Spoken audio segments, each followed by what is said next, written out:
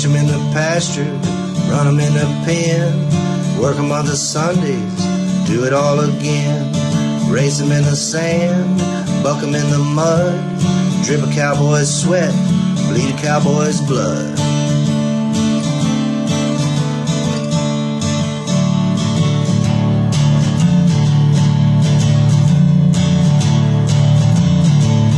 I'm Zeke Thurston, 2016 World Champion Saddlebrock Rider, and you're watching The Pepperidge Stewart Show.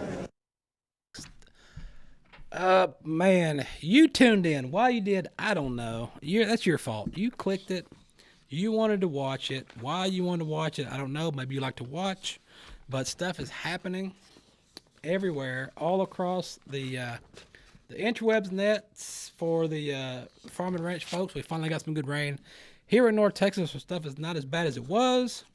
You got rodeo action going on in Las Vegas. That is why I am here solo today, because the rest of the media team is out in Las Vegas at the National Finals Rodeo, capturing stuff for you guys. So that's where they are. I don't know if anybody's been watching the NFR and seeing the ridiculousness that is going on. The internet has ruined America. I don't know how many times I've said that. The internet has ruined everyone because they just get on there and complain, and it's reached rodeo. So it's so bad. At this point, somebody posted today, said, at this point, we did a documentary to recap everything that happened at the NFR, because it's not over. It's not even over yet. It's not going to be until this weekend, depending on when you're watching this, whatever. You got fines, people getting fined for doing stuff, which they've had fines forever. It's just people just now know about it, I guess. You got the bad dirt in the arena, which barrel racing, dirt, never a good combo. You got the influencer issue that's going on up there. There was some horse teeth stuff happening. And then, can you say the F word but not say it? He didn't even say it. He just mouthed it, and people flipped out. And the power went out. So, you had a power outage. Somebody said that Jesus turned out the lights because y'all were cussing too much. But I don't know. Tex in here to ask. He was supposed to come too. Old Tex. He was going to come here and ask and talk about his trials and tribulations of the married life. But he chickened out. He said he wanted his wife to beat him again. Allegedly. So a lot of stuff's happened. Over all that time. If you didn't know, we talked to Lynn and Beverly from the Careity Foundation out of Fort Worth. The Careity Foundation is a great foundation fighting cancer, helping cancer patients and stuff. And Nicole and Taylor Sheridan of Yellowstone have been a big part of that for the last few years. And so every year, I guess every year since 2018, 2019, something like that, the Careity Foundation, they've been doing a celebrity cutting since back in the 90s, but Yellowstone's teamed up with them. Nicole and Taylor are honorary chairs of the event, and so they've been bringing cast members to compete in the celebrity cutting event. And so this year, it was Yellowstone versus 1883. So they had cast members from Yellowstone, cast members from 1883, and they competed in the cutting. And it was a great show. If you weren't there, you missed out. It was a sold out event.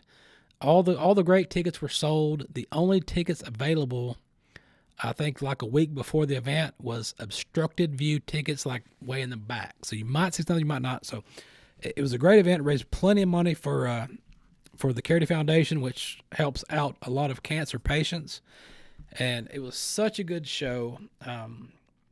Once again, I had the opportunity to be the man on the microphone, interviewing all the folks, talking to them about, it's a volunteer deal. So all these people volunteer their time to come to the event and to compete. So I got to talk with them and find out, what it is about cancer and the event that brings them in to come and compete. So we're going to show you that here in a minute. And it was a great night. After that, we'll probably dive into, we got Cowboys Helping Cowboys Charity Ball coming up next year in February. We're going to talk to Dave Samsel about that here in a little bit. But right now, I want you to take a minute and gander at the interviews here. The only ones we're going to show you right now, which you can find them probably on YouTube. Look up Pepper Stewart TV on YouTube or whatever. You can find the rest of the interviews. But we got Dawn Oliveri, which she was in 1883 and Yellowstone. She just hopped on recently in season 5 in Yellowstone as Sarah Atwood. So if you pay attention to that, she's in there. We got Eden Brolin, which is one of the barrel racers. Josh Brolin's daughter is one of the barrel racers that was there.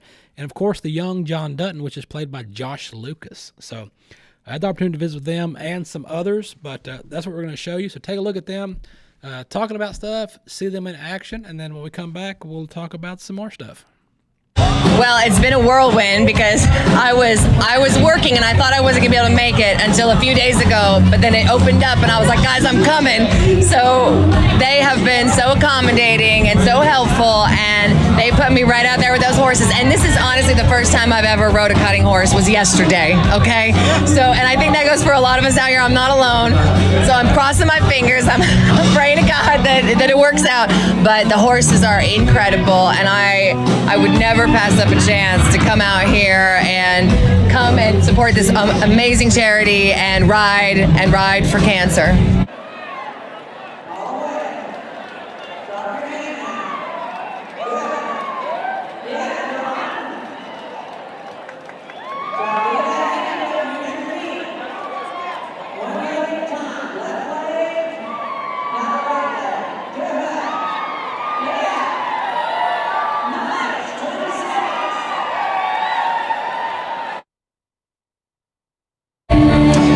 First thing I did was earlier this summer at Cowboy Camp when Nicole had an event at the barn over there at the ranch, and obviously I learned about what those guys are doing, and you know, I don't think there's a more important cause than life, really, is what it's about.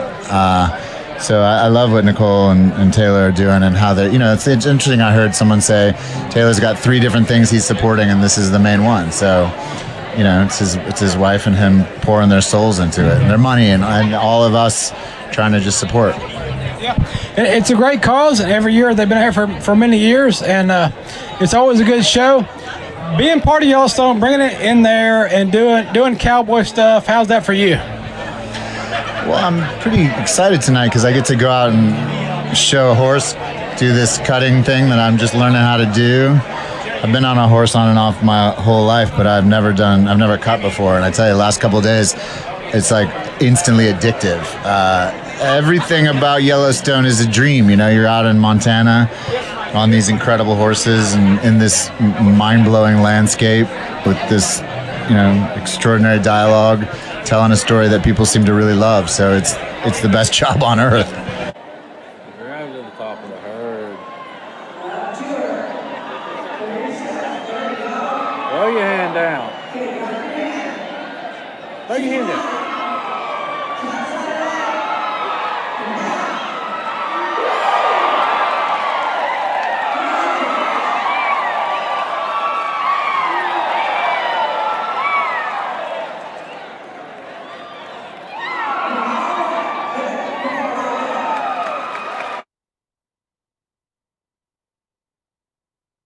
I mean, I'm just so grateful to be a part of this event, and to know that there are cast members who have done this before me and been successful and had a great time and been able to represent our show well. And I think it's really amazing what the Careity Foundation does, and the services that it can provide for patients and their families. I think they're doing really wonderful work, and I feel it's a pleasure to be able to represent and be out here and do this. Before coming to Yellowstone, what was your horseback experience? I had ridden really inconsistently for most of my life, but every time I got back on a horse, I had to start from zero, and so I feel like it's still continued to be like that, and I got to grow a lot doing the show, and I am super grateful for that because it's one of my favorite things in the world. But yeah, a little bit here and there growing up, but nothing super consistent.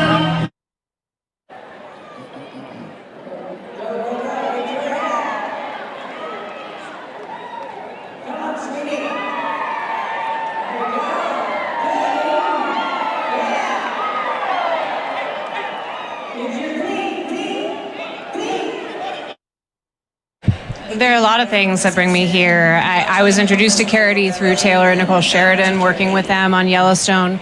I am the daughter of two parents that were diagnosed with cancer. I lost my dad to cancer 9 years ago. My mother survived cancer. My mother-in-law survived breast cancer.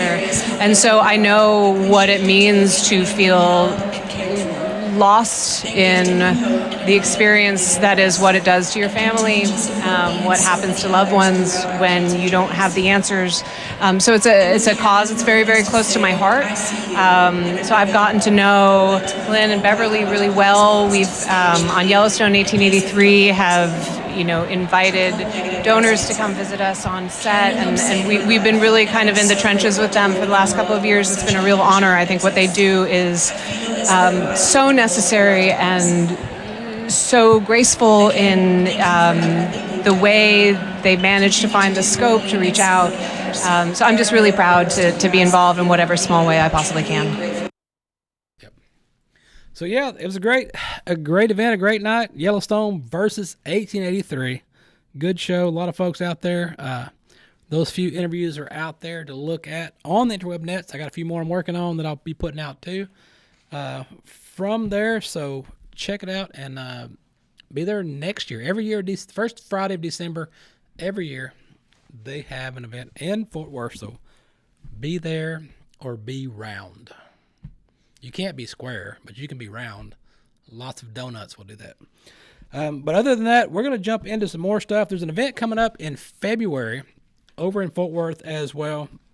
It's been around for a long time, and it is the Cowboys Helping Cowboys Charity Ball. I think the first time we jumped on this deal was back in, 2017. We talked to Dave Samsel about that. I think we were doing a golf tournament. And it's progressed every year. It's gotten bigger and better.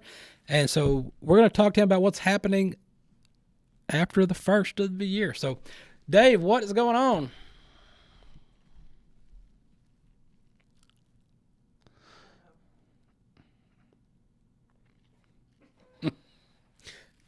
Can you hear me now?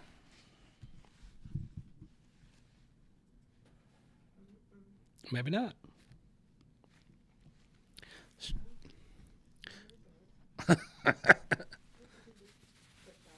Uh-oh. The fun with live TV, guys. We're live on TV. Okay, so we'll see if Dave comes back. But anyway, he's got Cowboys Helping Cowboys Charity Ball, February 11th, 2023, in Fort Worth, Texas. It's a black tie deal, so you got to dress up fancy. So I'm going to really tie it on this time for that.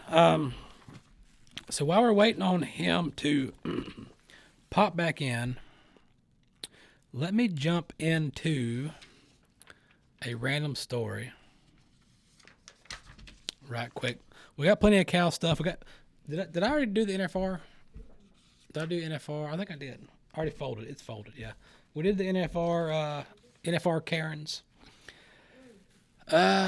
So we got, I guess they pop back in. Let me know. Until then, Oh.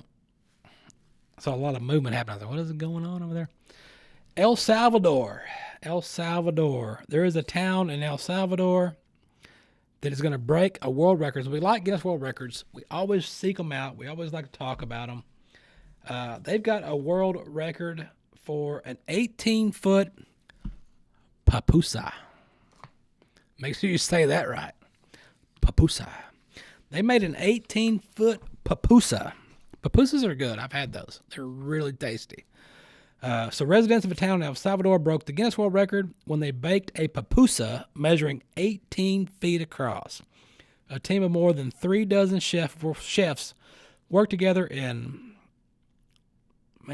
this, if I pronounce this like it says, it's really going to roll off the pupusas. The town of Oclita, to cook up a massive pupusa, a tortilla-like flatbread with beans, cheese, and meat. The finished product measured 18 feet across, breaking the record set by a 14-foot non-pupusa in 2015 by the same city. So the same city in 2015 is like, you know what? We got time. Let's make a bigger pupusa than our 2015. So they went from 14 foot to 18 feet. A whole 4 more feet. I don't know what kind of calculation went into that, but the dish was baked as part of the 6th annual Pupusa Festival and was timed to coincide with El Salvador's National Pupusa Day, celebrated annually on the second Sunday in November. So that's interesting. What else we got? Nothing over there yet? Almost. I guess we can jump into the Oklahoma beef market. Do some cow stuff while we're waiting on the interweb nets to pop back in. Let's glance into Oklahoma's beef calf market. To be included in Oklahoma's quality beef network, the calves have to be verified. The Oklahoma Beef Network, the OQBN, the VAC 45 program, is a beef calf preconditioning program implemented by Oklahoma State University's extension in partnership with the Oklahoma Cattlemen's Association.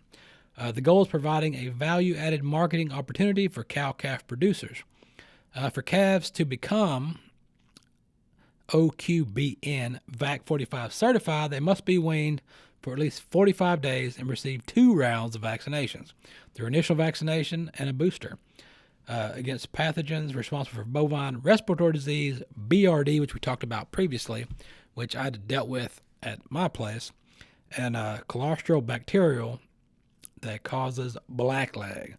Viral pathogens responsible for respiratory infections include infectious bovine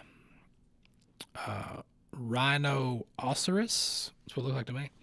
It's also necessary to vaccinate against the common respiratory bacteria pathogens, Hema and Hema. What? Who makes these words? I don't know what it means. I'm not even going to attempt to say this word, which is a colonizer of the lower respiratory tract, often causing calf morbidity and mortality following the primal viral infection. So basically saying if they get the MH, they could die.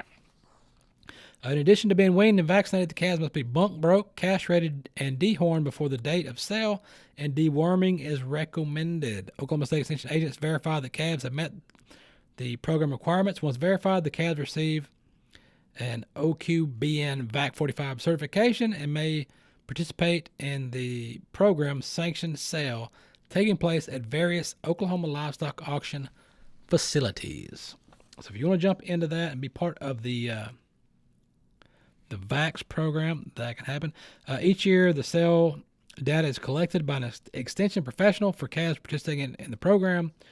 Other preconditioning programs and calves not participating in the branded preconditioning program, the sale data is useful in identifying and evaluating current market trends and beef calf characteristics.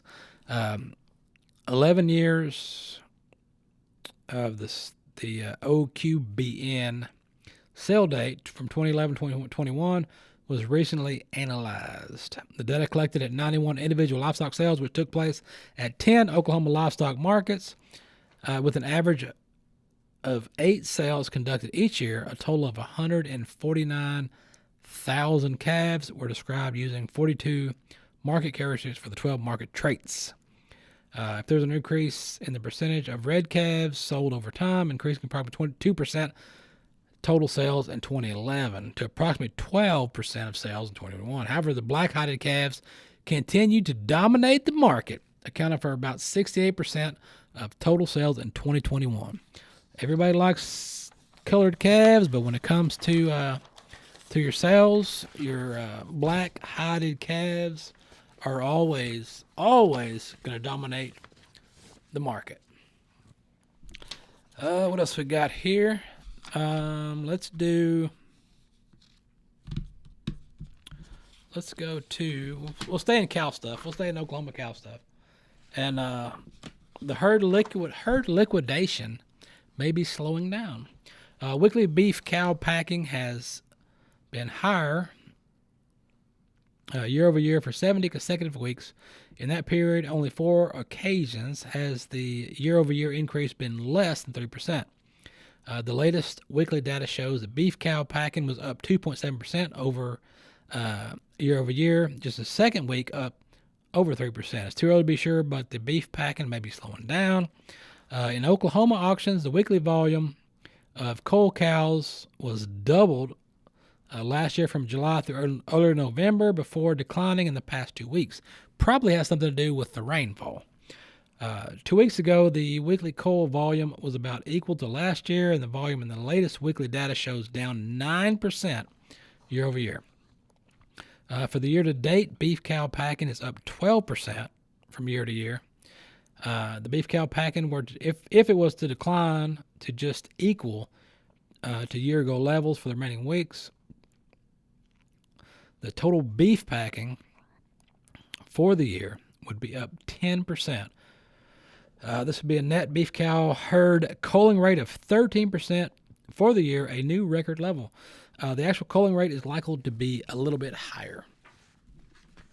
So that is what's happening in your cull cows. Have we got anybody yet? Not yet. All right, let's do this. I've been watching the Tulsa King. The Tulsa King is it's part of the Taylor Sheridan package of shows that's coming out and going out, and it's up to I think 3 or 4 episodes now at this date. Maybe more by the time you watch. But anyway, the Tulsa King it's I wasn't sure how it was going to go. I saw the trailer and I was like, man, I don't know how this is going to work. But I think I'm like 3, 4 episodes in. It's hilarious. It's funny. You got Sylvester Stallone. You know, he's old, but he's still jacked, and he's got his face work done, so he has no expressions. He still mumbles when he talks. And it's the show. I don't know if it's supposed to be a comedy, but it's pretty hilarious. So take a look at this, see what you think about it, and then we'll come back and talk about more stuff.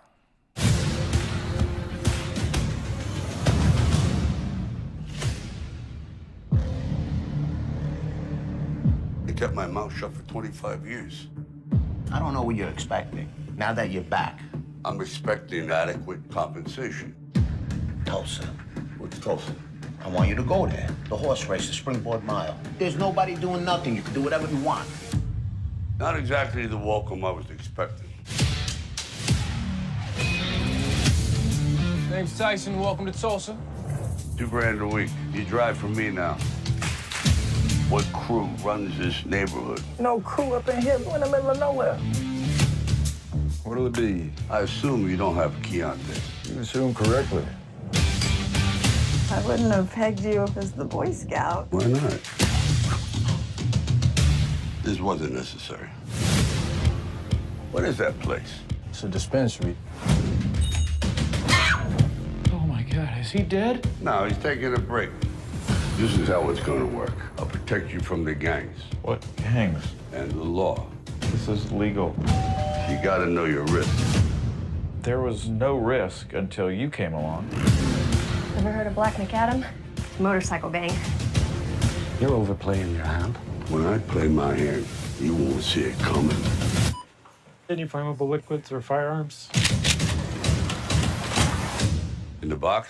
Nah. This situation is not going to be controllable for much longer. You got a pretty good appetite for someone who was just shot at. If I stopped eating every time somebody tried to hurt me, I'd be a skeleton. I want to be upfront with you. It could get ugly. Just newer in the mafia? Nah, there's no such a thing. This a one-off or one of many?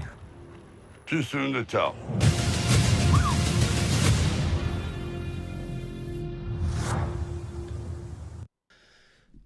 Tulsa King. Check it out. Man, this show's funny. It's good stuff. You got to watch it. You got to check out Tulsa King. We did some cow stuff. What else? If you got anything popped in over there? Not yet. Okay, let's do this. This one's funny. It reminds me of the old days when I was a kid and my sister moved off to Oklahoma to get married and was like, hey, take care of my goldfish for me. And was like, okay. So went out, dumped them in the pool. And then later, because we had a lot of catfish out there, we'd feed dog food to the catfish. and we saw these huge goldfish coming up eating dog food. And we're like, holy crap, those goldfish are huge. So, speaking of huge goldfish, here's what I got for you in France. A British angler who cast his line at a carp fishery in France had his photo go viral when he reeled in a monster 67.4, make sure you get the 0.4, pound goldfish. 67-pound goldfish. Blue Water Lakes, a carp fishery in Champagne, posted it to their Facebook. Of course, you put it on the internet. Everyone does. Showing Andy Hackett, 42, not sure why his age makes a factor, but it does, posing with his prize catch, a massive goldfish known locally as the carrot. The fishery said that the goldfish was put into the lake 15 years ago to give the anglers something interesting to catch. But it was until last year that the fish was noted to have grown to the size of excess of 60 pounds. Blue Water Lakes shared the video of the carrot being returned to the water after being weighed and photographed. That is a giant goldfish. Giant goldfish. I've seen them get kind of big, and I do that too. I got a couple of pools that I've dug out on my place for the cows to drink and stuff, and I do the same thing. I go down to PetSmart or Petco or whatever, and I'll go in there. They look at me funny when I do it because they're like, what are you doing with these things? But I'll go in there and be like, yeah, give me, 20, 30 goldfish. I'm like, what? What are you doing? I'm like, I transfer.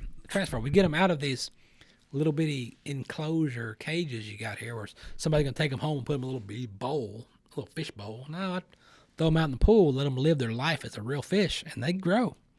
They get some size on them. So that's hey, what's up?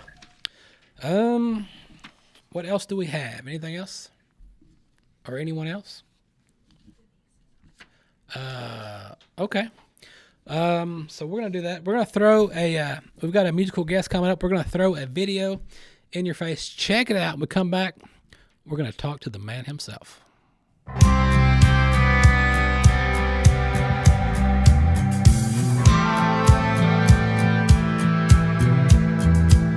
The ice ain't even melted in my glass.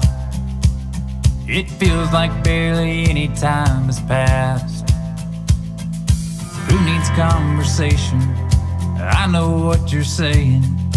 Baby, when you look at me like that. Only one drink in and I'm already all over you and you're all over me. Only playing one song and it's on. Got 1,000 of your red wine lipstick kisses on my neck. And we ain't even gotten started yet. Oh no, I'm gone just one drink in.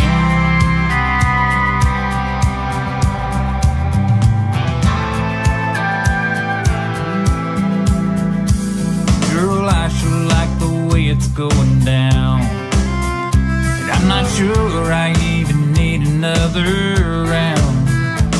I've never felt this, never, and I can't imagine never feeling better than I do right now.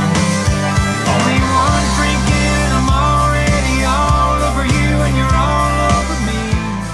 Only playing one song and it's on.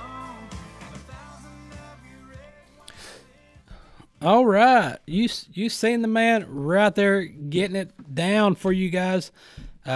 South Texas. He started off South Texas. Later on, he moved up to Georgia, doing his thing, singing songs. He's been out there with the big name folks doing his thing. So let's talk about it. Let's talk to him. So, what's going on?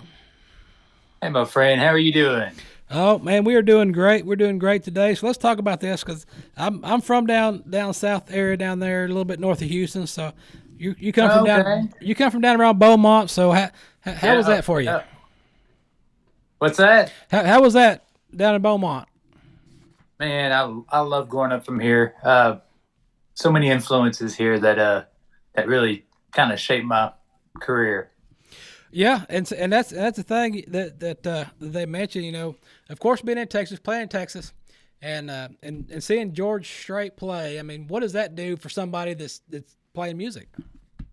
Yeah, no kidding. About that time that I saw George Strait, I was a kid, and I kind of had an idea I wanted to play music. But seeing Mark Chestnut, Tracy Byrd, and Clay Walker all succeed from my hometown kind of made it attainable. And then George was just the icing on the cake, just to see him come out.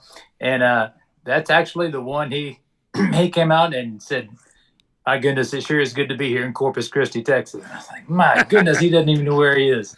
That's what I'm doing right there. Yeah, that's it, right? You're like, I don't know where I'm at, but I'm here. So, growing up listening to George and those guys, Keith Whitley, George Jones, Conway Twitty, which everybody says, hey, if your dad had a Conway Twitty haircut, you got siblings you don't know about.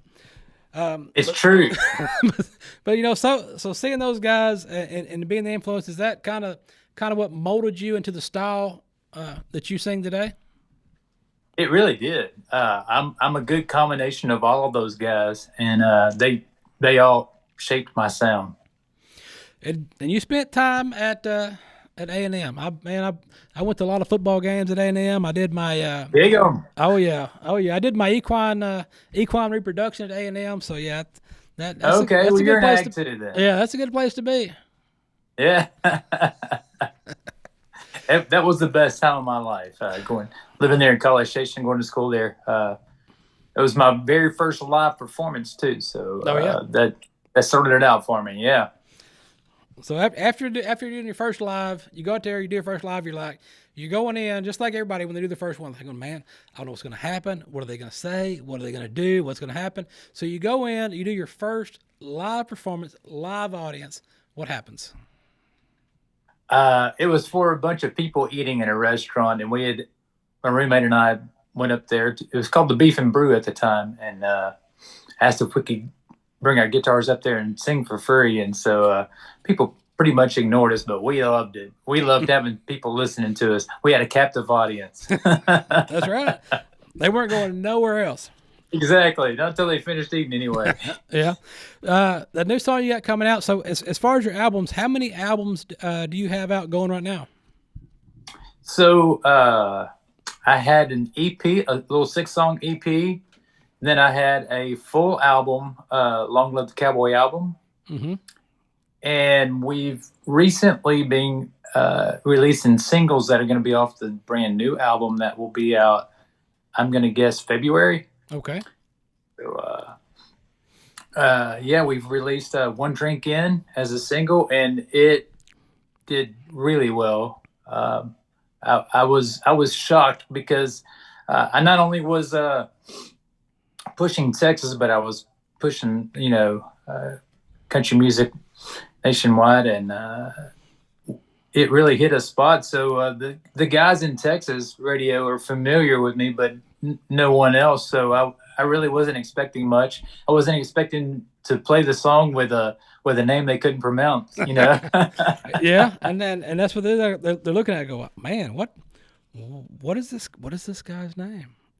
How do you say? Yeah. How do you how do you say it? So what's the correct punctuation? I get this all the time. So the correct one is Donice Morace. Oh. Not Donice, not Morace, not Donice Morace. It's Donice Morace. Yeah, well, like Donice Morace. Yeah. Like, who's that guy? What's he gonna sing country music about? But right. So and when you left, so you left Beaumont, you went to Georgia. What was that about? Mm-hmm. I was there for about 5 years, and I was singing at the Cowboys Dance Hall there in Kennesaw, Georgia. And so we sang 5 nights a week, but every Friday night we would open up for a national act. So it was a time for me to watch and learn, right. Watch what worked for them, what didn't work, what I could incorporate into my show. So it was pretty fun.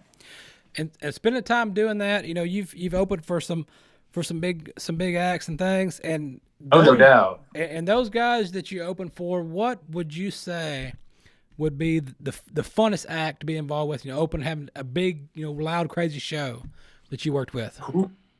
Ooh, that's tough. There were a bunch. Actually, I actually did one with Kenny Chesney there in Atlanta, so that was fun. Did he have on shoes? He did have on shoes. He did have on shoes. He was real cool. I enjoyed Steve Warner. I did a show with Steve Warner there, and he was really cool. Very personable. Yeah. He's back there doing magic tricks for us, before the show. Yeah. So what do you got coming up as far as your tour schedule? If you want to send folks to check out your tour schedule and stuff like that, where are you going to be next? What do you got coming up, and where is the best place for folks to check out your music? So you can always find out where we're going to be on my website, DoniceMorace.com. But if you're looking for me on social media, it's going to be at Donice Morace Music. So that would be Instagram, Facebook, Twitter, TikTok, whatever you like to use. At Donice Morace Music. Everywhere. That's right. You got to be everywhere because you never know where people's going to be, and they're going to find. That's you. right. They're going to find you. All right. So the fan favorite everybody wants to know is when you're laid up at the house, you got a few days off, you're not on the road, you're not doing anything. You go out back, you fire up the grill. What are you putting on it? Firing up the grill, I'm probably listening to some Jones. Yeah? Yeah, I like the old stuff. To me, it was real. So whether it's Jones, Whitley, or Conway, or Paycheck, it's going to be old. Old times the best. And what are you frying up on that grill? Probably burgers. I'm a burger eater. Yeah. Burgers. All right. No hot dogs. Nah. You never know what you're eating there. No, it's a surprise every time. Oh man. All right. Well, we appreciate you visiting with us, and we'll let you get back to it, man. And we'll send folks your way. Let them check out your music. It's always good stuff. And man, we'll see you down the road. Hey, thank you so much for having us. And Going is coming out. I think to radio next week. So y'all keep an ear for Going. Yep, we'll listen. We'll listen for it. I appreciate you guys. Right. Thank you. Take care. All right, check him out. Listen to his music. It's out there on the internet. Good stuff. Look it up. See what's happening, and it's good stuff. It's got the good old school feel to it. It's like that song we play. It's got that old school. That's why I looked it up. He's like, he's doing Keith Whitley and all them guys. I'm like, yeah, that's in my wheelhouse. Before early 80s, 70s, 80s, that's it. 90s, run to country music. That's why I quit listening to it. That's why I don't listen to music anymore. I listen to talk radio. What else we got going on? We got Dave in there, or is he gone? No Dave. Okay, let's do let's throw out, let's do one more wild news story, then I guess we can get out of here. Let's go to the junk in the trunk. Not a Cardi B song. This is a 1930s trunk washes up on a Florida beach. Officials with the National Monument in Florida said an unusual object washed up on the beach this week, a vintage steamer trunk from the 1930s. The Fort Matanzas National Monument said in a Facebook post, the trunk was found washed up on a park beach near St. Augustine late last week. I don't know what's going on today with all the names that I cannot pronounce, but today is the day that you can Google in your TV show history and be like, hey, what show did we throw a bunch of random names he can't pronounce? Today is that day. All right. While nothing of interest was found in the trunk, it itself is a unique piece of history. The post said the trunk was from an amphitheater named branch called Never Break Trunks. What are these words? It's worse every time. The black trunk dates from the 1930s, manufactured by L. Goldsmith and Sons of Newark, New Jersey. It's unclear how the trunk came to be in the water, or how long it's been in the water, but it washed up on the beach. I don't know. I don't know why they keep giving me these names I can't pronounce. Can you not give me a pronunciation form along with these stories, guys? They're like, no, it's okay. It's live TV. Just let him stumble through it. He'll figure it out. I don't know what else is happening. We tried to get Dave. Dave didn't come in. He's out there in oil field land, so we'll catch him probably next episode. I'm sure we'll have some more for you guys before we get to that date. So I probably got 10 different emails from him right now. Be like, hey, it didn't work. Yeah, we know. We figured that one out as well. But yes, the Cowboys Helping Cowboys Charity Ball. It's going to be in Fort Worth, January 11th. Check it out. Google it. Buy a table. You can get a table or you can buy individual tickets. It's going to be a who's who of rodeo cowboys, possibly TV cowboys. So you're going to want to check that out. Other than that, I myself have got to get out of here. Go check out Pepper Stewart Show or Pepper Stewart on Facebook. It's just Pepper Stewart on Facebook.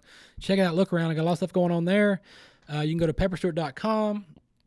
Click on there. See old shows. You can buy T-shirts. You can see what's happening. And if you're on the YouTubes or Daily Motion, you can go to Pepper Stewart Show, and you can find all the previous I didn't write that. The previous broadcast of all the shows, plus the random interviews that we do throughout the day, night, and weekend. There's lots of interviews on there. Interviews from a lot of folks for you guys to see. Google it, look it up, find stuff to watch. And that's all I got. We'll do it again next time.